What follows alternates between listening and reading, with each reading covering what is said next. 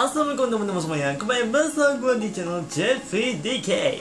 Baiklah, seperti biasanya kita akan membahas tentang Ultraman Blazer. Yang kali ini kita akan membahas tentang episode ke-8 yang berjudul Munculnya Pelangi bagian 2. Lanjut dari episode sebelumnya yang dimana pas scan terakhirnya itu kita dilihatkan tentang kekalahan terutama si Blazer yang membuat Kapten Gento pingsan dalam kejadian itu. Lalu pada akhirnya dia sadarkan diri bahwa dia berada di rumah sakit dan disertai beberapa anggota yang ada di sana. Namun meski begitu Kapten Gento tetap tidak bisa diam begitu saja, ya dimana dalam keadaan darurat dia tetap melakukan segala cara untuk menghentikan bencana angin puting beliung di Jepang. Karena untuk Kapten Gento sendiri sudah mengetahui di balik dari semua kejadian itu adalah merupakan dosennya si Kapten Gento alias profesornya. Lalu kembali ke markas yang dimana si Kapten Gento mengajak yang lainnya untuk menyusun strategi dalam menghentikan amukan si Niji Kagachi yang masih terus berlangsung.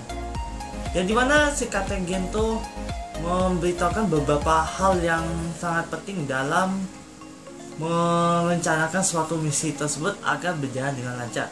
Terutama lagi untuk rekomendasi Kapten Gento kepada Yasunobu alias Bando untuk mempersiapkan peralatan mod kedua untuk Escalon.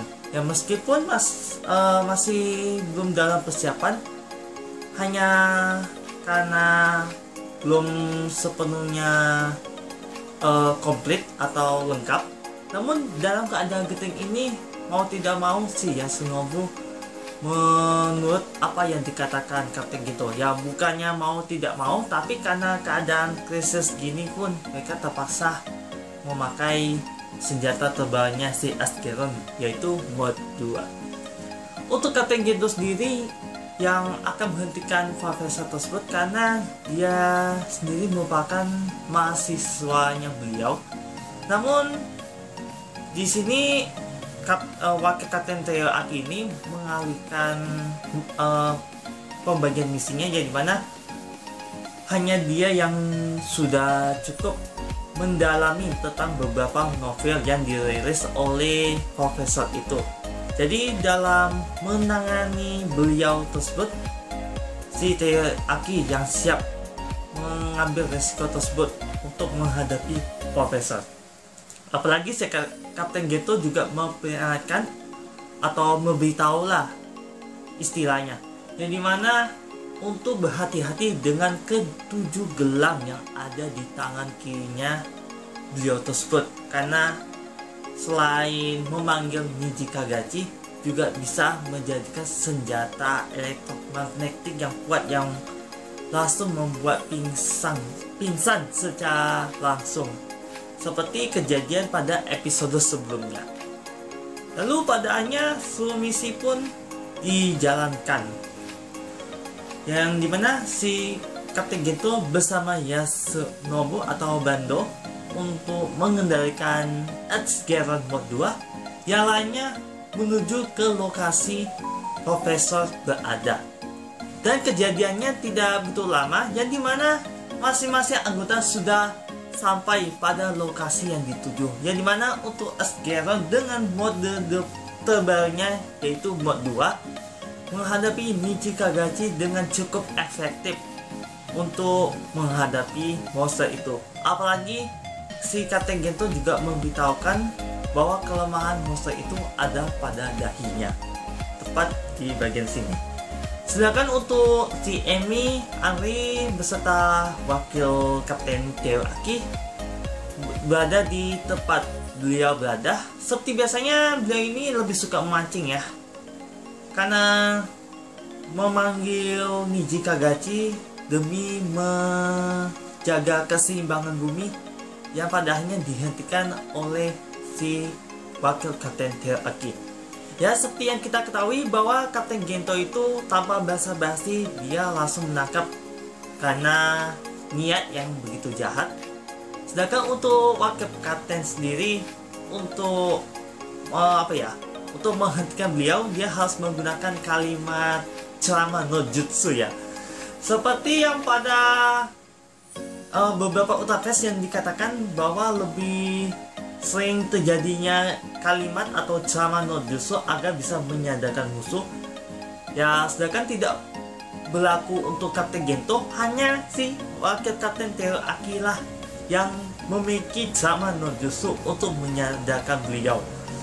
Yang meskipun terjadi keadaan yang tegang, yang padahalnya si wakil kapten Teruaki ini berhasil menembak ketujuh gelang yang ada di tangan kirinya si profesor. Karena pada penyampaian si Kapten Gento, menurut firasatnya kemungkinan memiliki komunikasi dengan monster yang ia panggil, dan juga beberapa pengendalian monster lewat gelang itu. Akan tetapi tetap saja si monster Niji Kagachi ini tetap berjalan. Ya mungkin atas kehendaknya monster itu sendiri secara alami yang membuat ia tetap mengamuk dalam menghadapi Edsgeron.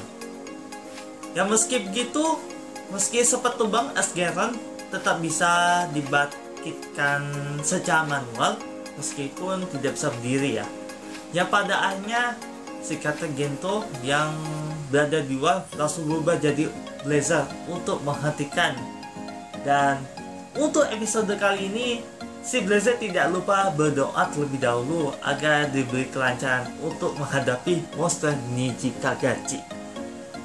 Yang pada akhirnya dalam pertengahan pertarungan itu pun sempat lengah ya Niji Kagachi karena menghadapi si Blazer. Yang pada akhirnya dengan menggunakan senjata mod 2 Edsgeron, yang pada akhirnya dengan bidikannya tepat, bagian inti di dahinya Niji Kagachi berhasil dihancurkan, yang membuat kekuatan sejati Niji Kagachi keluar dari dalam tubuh monster itu. Dengan kesempatan inilah si Blazer menggunakan kekuatan pelanginya untuk bisa mengalahkan dengan kekuatan yang sama persis, yang pada akhirnya menciptakan finisher terbarunya Ultraman Blazer yang bernama Rainbow Slash, yang pada akhirnya Niji Kagachi telah berhasil dikalahkan. Dengan begini, seluruh misi yang mereka jalankan berjalan dengan lancar, apalagi dengan rasa syukur keselamatan Bando dan juga Kapten Gento. Di markas di sini ada terjadi percakapan antara anggota, yang dimana ternyata nama Rainbow Slasher itu disebut oleh Kapten Gento sebagai namanya yang dianggap sangat agak konyol untuk didengar, tapi atau lebih tepatnya seperti nyindir nama finisher gitu kali ya.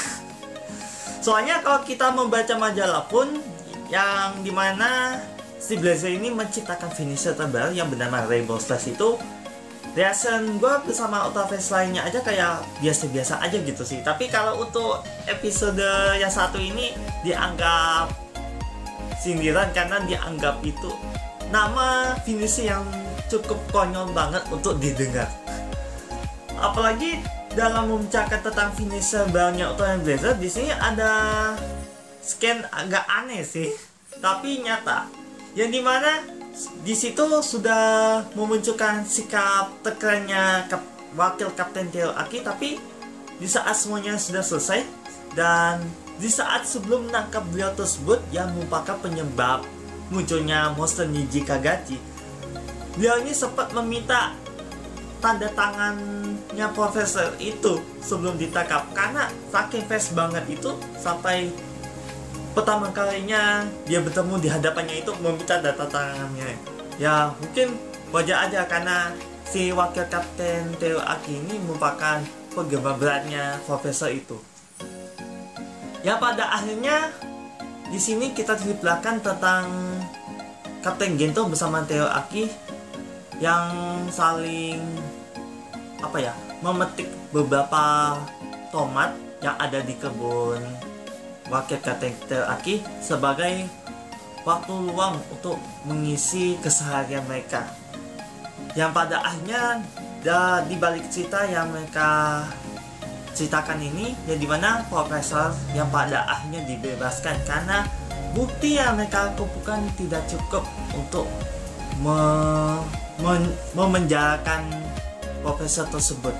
Ya sangat disayangkan, tapi ini menjadi pembelajaran buat dia agar lebih mengutamakan kehidupannya, tidak hanya manusia aja tetapi ada beberapa makhluk hidup lainnya selain monster, yang dimana seperti hewan maupun tumbuhan atau segala hal macam yang sangat hidup di bumi ini agar tercipta keseimbangan.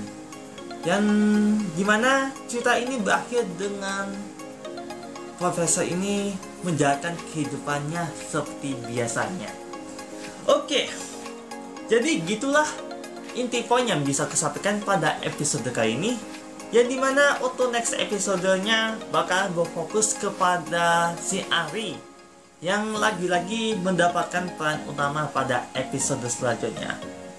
Karena di next episode sendiri berkaitan dengan suara bintang ya, atau planet musik yang memunculkan si Garamon. Nah, kemungkinan besar si Blazer ini akan mendapatkan senjata barunya lewat kekuatan Garamon agar bisa men-summon senjata utamanya, yaitu Chillstone atau apa gitu ya, Chillsonite Sword yang akan menjadi senjata utama Blazer yang akan didapatkan nantinya di next episode. Kalau bukan episode selanjutnya, episode minggu depannya lagi. Oke, jadi kita akan nantikan untuk pembahasan berikutnya untuk mengungkapkan fakta tentang utama Blazer di next video. Baiklah, sekali lagi pada teman-teman semuanya yang sudah nonton video kali ini, terima kasih ya. Semoga info yang sampaikan ini berdasarkan fakta yang aku dapatkan di sosmed. Seperti biasanya, jangan lupa like, comment, dan share video ini. Dan untuk mengetahui video yang terupdate, jangan lupa untuk subscribe di channel youtube.com/jeff3. Dan apabila ada kesalahan dan kekurangan serta apa yang gue ucapin pada teman-teman itu putus-putus beserta info yang disampaikan itu ada yang salah, mohon dimakan selesainya dan juga mohon koreksinya. Karena gue bukan waktunya sebenarnya dari sabda itu sobat cerita Uzwana. Sekian dan sampai jumpa. Wassalamualaikum warahmatullahi wabarakatuh. Dan sampai jumpa di next video.